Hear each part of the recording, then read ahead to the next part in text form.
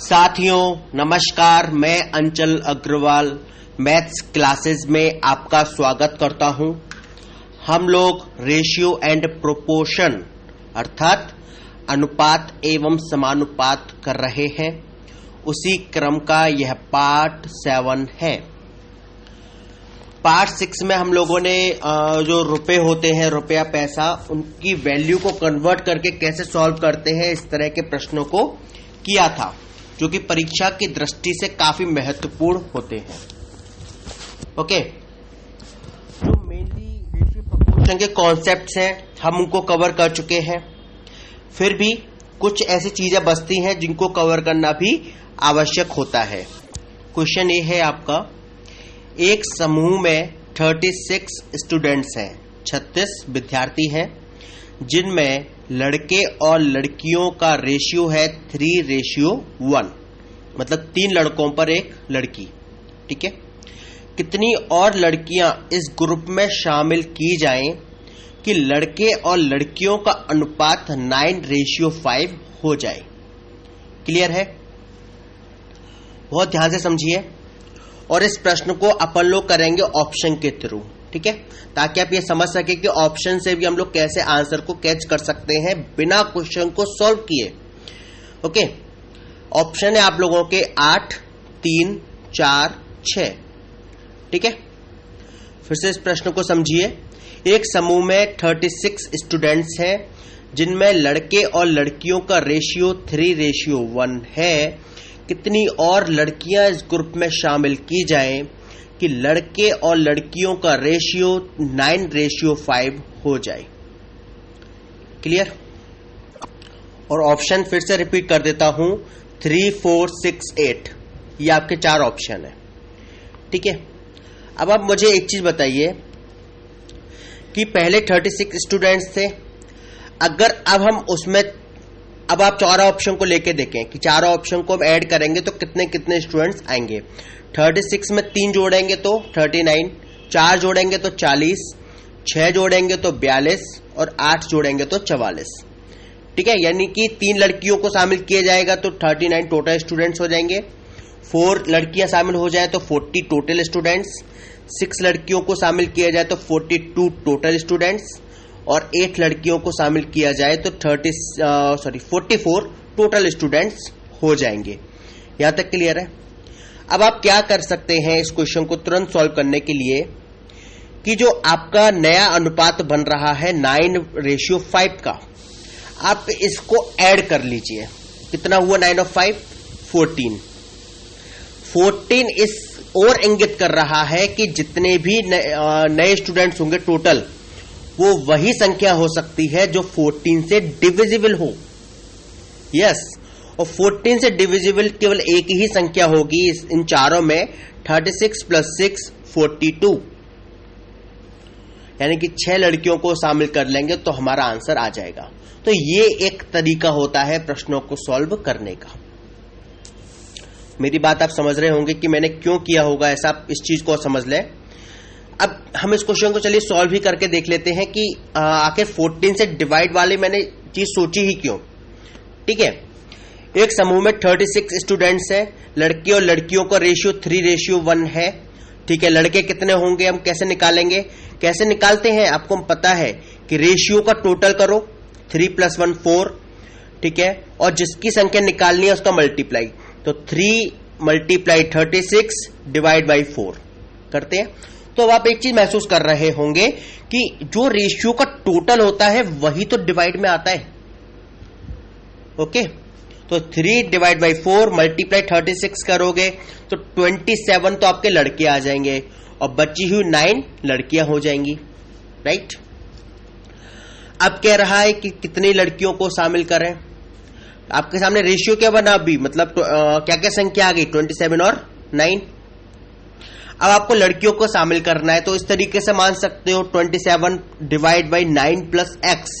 x मतलब वो नई लड़कियां जो शामिल की जा रही हैं, और इनको करने से रेशियो क्या बन गया आपका 9:5। अब आप इसका क्रॉस मल्टीप्लाई करेंगे तो आपको इसका आंसर मिल जाएगा। ठीक है, और आंसर आपका आएगा वही जो मैंने आपको बताया, 6। लेकिन आपको जो ऑप्शन से कैच करना है वो किस तरीके से करना है वो मैंने आपको बताया कि रेशियो का टोटल कर लो। रेशियो का टोटल नई संख्या जो आपकी टोटल संख्या उससे डिवाइड होना चाहिए। भाई अगर उसी से डिवाइड नहीं होगा तो हम कैसे बांटेंगे 9 और 5 में? कोई ऐसा तो हो नहीं सकता ना कि लड़के की संख्या हो 8.5, ऐसा तो नहीं हो सकता ना 8.5 लड़के हो या 8.4 लड़के हो या 5.5 लड़कियां हो, 5.7 लड़कियां हो, नहीं हो सकता ना। नंबर ही होगा ना 8, 9, 10 इस तरीके से होगा। ओके, तो वो तभी हो सकता है जब वो कंप्लीटली डिविजिबल हो। Got it? तो इसलिए मैंने क्या किया कि 9 और 5 का टोटल था 14 से डिवाइड होने वाली फिगर देखनी थी। ऑप्शन क्या क्या बन रहे थे आपके टोटल वाले? 39, 40, 42 और 44। 14 से केवल एक ही फिगर डिवाइड होती है इन सब में, 42। और आपका इसीलिए आंसर आ गया कि 6 और नई लड़कियों को शामिल किया जाए। ओके, चलिए एक और क्वेश्चन करते हैं जिसे हम ऑप्शन के थ्रू ही सॉल्व करेंगे। दो संख्याओं का रेशियो है 5:9। प्रत्येक संख्या में 9 ऐड कर देने पर उनका रेशियो हो जाता है 16:27। तो दोनों में से एक संख्या कौन सी होगी, ये पूछ रहा है।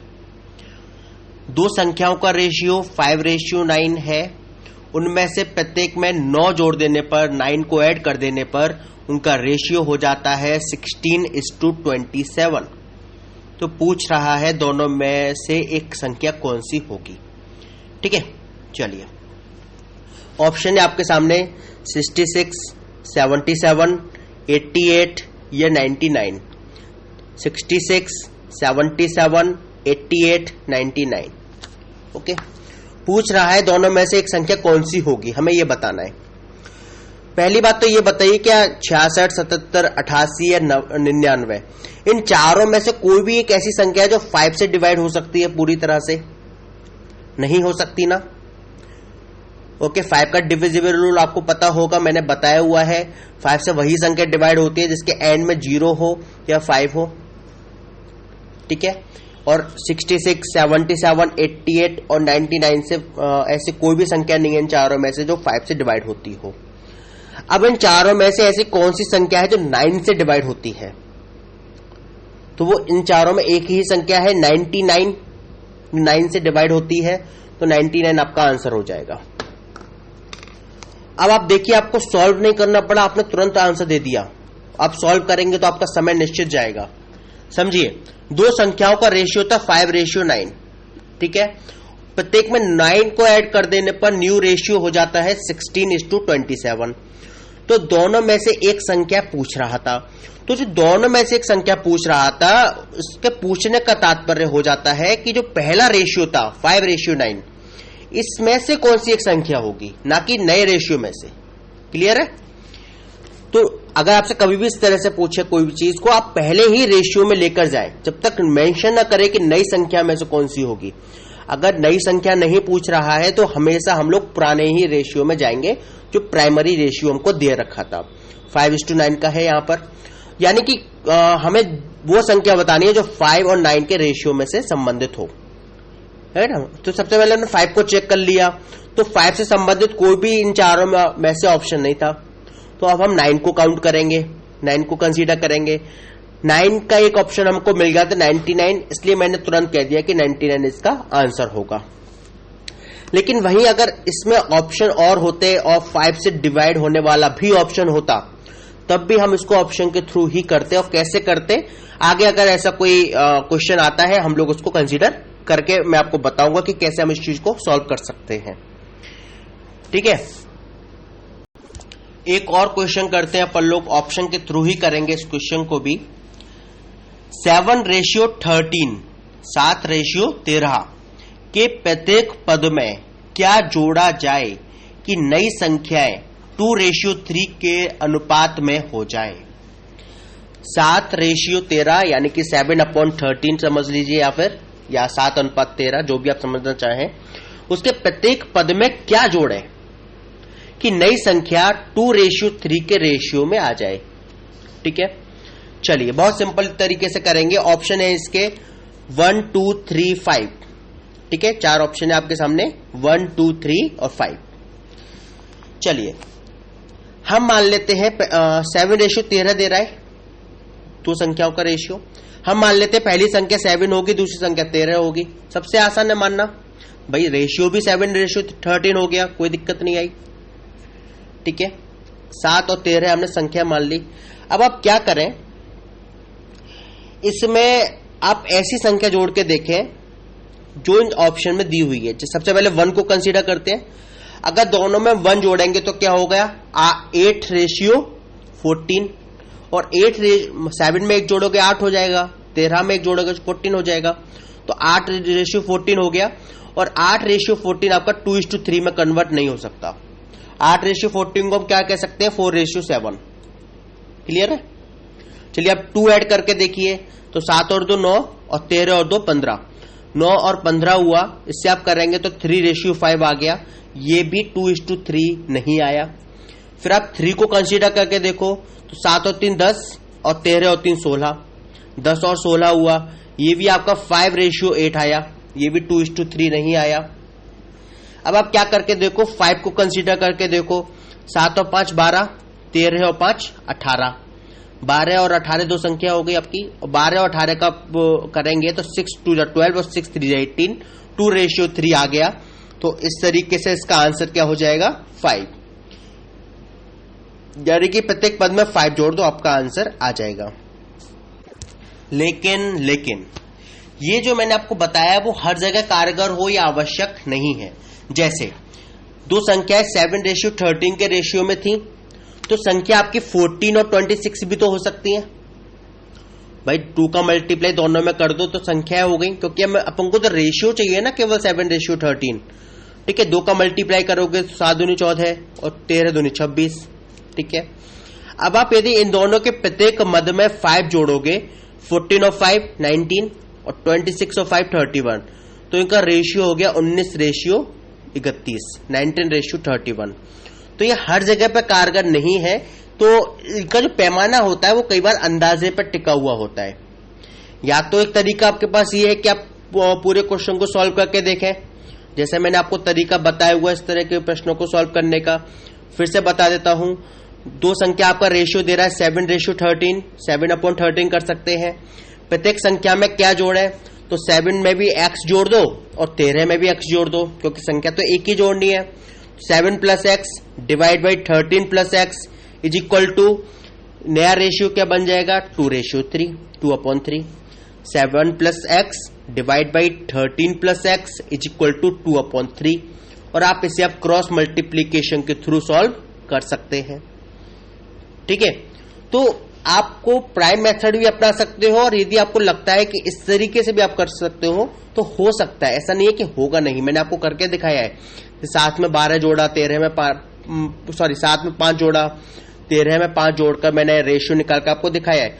तो कारगर भी होता है, नहीं भी, लेकिन आपका जो प्राइमरी मेथड है वो तो आपको आना ही चाहिए। पर एग्जाम के पॉइंट ऑफ व्यू से ये मेथड भी आपको कई बार कारगर सिद्ध होंगे।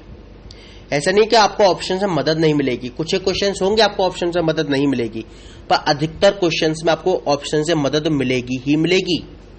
इस बात को मानकर चलें बिल्कुल। इसलिए मैं आपको ये चीज सिखा रहा हूं कि ऑप्शन से कैसे हम लोग कैच कर सकते हैं। एक और क्वेश्चन करते हैं अपन लोग।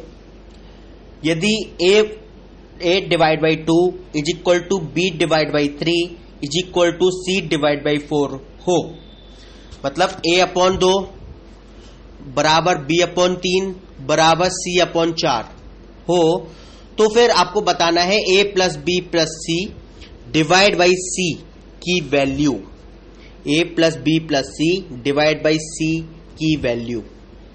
समझिए आप बात को, हमारे सामने इक्वेशन क्या दे रहा है, a/2 is equal to b/3 is equal to c/4। देखिए जो तीनों संख्याएं हैं उनके बीच में इज इक्वल टू का साइन है। इज इक्वल टू क्या शो करता है कि a/2 बराबर होगा b/3 के। ठीक है, a/2 बराबर होगा c/4 के। ऐसे b/3 a/2 और c/4 के बराबर है, क्योंकि तीनों ही संख्या आपस में ये पूरी बराबर है। जब बराबर है तो बराबर वाली कंडीशन भी होनी चाहिए। जैसे यदि मैं आपसे कहूं कि a की वैल्यू में 2 रख दूं तो 2/2 1 हो जाएगा, ठीक है। और v की वैल्यू 3 रख दूं तो 3/3 1, c की वैल्यू 4 रख दूं तो 4/4 1, तो 1 = 1 हो जाएगा। यानी कि अपन की इक्वेशन काम कर जाएगी, क्योंकि अपन को क्या करना है कि इक्वेशन को बराबर रखना है, कि इक्वेशन के साथ या मूल प्रश्न के साथ छेड़छाड़ ना हो पाए, राइट। तो बस यही कर दीजिए। अब a + b + c/c में आप a b c की यही वैल्यू रख दीजिए। a = 2 रख दीजिए, b = 3 और c = 4, तो 4 और 3 7 और 2 9, और डिवाइड बाई c है, c की वैल्यू 4, तो 9/4 आपका आंसर हो जाएगा।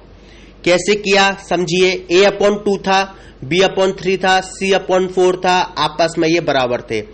मैंने a = 2 रखा तो 2 से 2 कैंसिल हुआ 1 बार, 2 1 जा 2, b = 3 रखा तो 3 1 जा 3, c = 4 रखा तो 4 1 जा 4। यानी कि अपन की ये वैल्यू काम करती है कि a = 2 रख दो, b = 3 रख दो, c = 4 रख दो।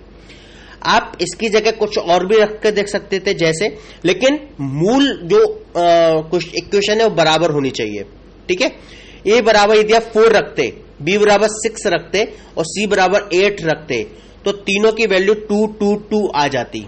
तो हम फिर ऐसे भी क्वेश्चन को सॉल्व कर सकते देख सकते थे, और ऐसे भी आप करोगे तब भी आपका आंसर 9/4 ही आएगा, ठीक है। पर हमारी जो इक्वेशन थी कि a/2 बराबर होनी चाहिए b/3 के, और ये संख्या बराबर होनी चाहिए c/4 के। ये ना टूटे, आप अपने हिसाब से कोई भी फिर डेट रख के देखें। अगर आप a = 3 रख देंगे तो 3/2 हो जाएगा। फिर b बराबर आप कोई भी ऐसी वैल्यू कैसे ढूंढेंगे जो 3/2 के बराबर हो, नहीं हो सकती ना। या फिर आपकी कोई फिगर जो आएगी वो फिर आपकी p/q के फॉर्मेट में आएगी, वो टफ सिचुएशन हो जाएगी, ठीक है। चलिए इसी के साथ ही मैं इस लेक्चर को यहीं विराम देता हूं। आगे इस क्रम को अपन लोग जारी रखेंगे, कुछ नए प्रश्नों के साथ मैं अगले लेक्चर में हाजिर होऊंगा। तब तक आप मुझे अपने सुझाव दीजिए प्लीज, और बताइए कि आपको क्या चीज समझ में नहीं आ पा रही है, और कोई चीज समझ में आ रही है तो कितनी वो आपके लिए हेल्पफुल है। ये आपकी जो भी आपका फीडबैक होगा वो मेरे लिए बहुत ही मायने रखता है, ओके। आप अपने सुझाव मेरे को दे सकते हैं, सलाह दे सकते हैं। मेरा नंबर आपके पास है, मैं फिर भी उसको रिपीट कर देता हूं, 9758303742। इस नंबर पर मेरा व्हाट्सएप भी है, तो आप मुझे व्हाट्सएप पर भी आप अपने मैसेज को छोड़ सकते हैं, ओके। कोई क्वेश्चन हो, कोई क्वेरी हो, वो पूछ सकते हैं, ओके। इसके अलावा मैथ्स के अलावा और क्या क्या चाहते हैं मेरे से, वो भी आप मेरे को बता सकते हैं। जीके से संबंधित हो, रीजनिंग से संबंधित हो, इंग्लिश से संबंधित हो, जो भी आपको चाहिए, मैं अपनी जो भी हेल्प हो सकती है वो मैं पूरी तरह से करने के लिए तत्पर हूं, ओके। धन्यवाद।